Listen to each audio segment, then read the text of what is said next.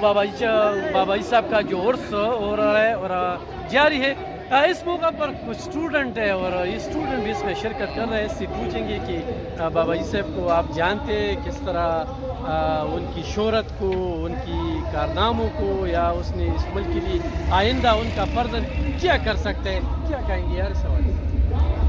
आज जो शिरकत कर रहे हैं आप स्कूल से हैं? जी हम चेचा अपने कॉलेज की पढ़ाई छोड़ कर आज हम इस इज्तिमा में शामिल हुए हैं, ठीक है।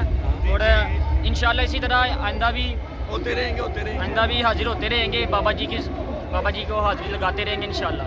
लब्बैक लब्बैक या रसूल अल्लाह, लब्बैक लब्बैक लब्बैक या रसूल अल्लाह, लब्बैक लब्बैक या रसूल अल्लाह। बाबाजी से मुलाकात जी एक दफ़ा ही थी बस, सिर्फ एक दफ़ा ही।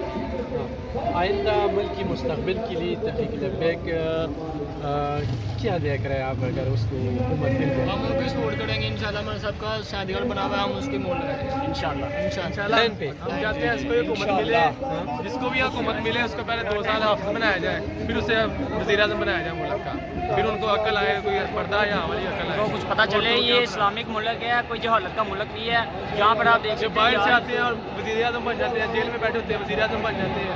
इस्लाम का कोई इधर कानून ही नहीं है। इसका निशान याद रखें, क्रेन इंशाल्लाह क्रेन सब उठाएंगे इंशाल्लाह इंशाल्लाह। हमारे स्पोर्ट भी क्रेन के साथ है।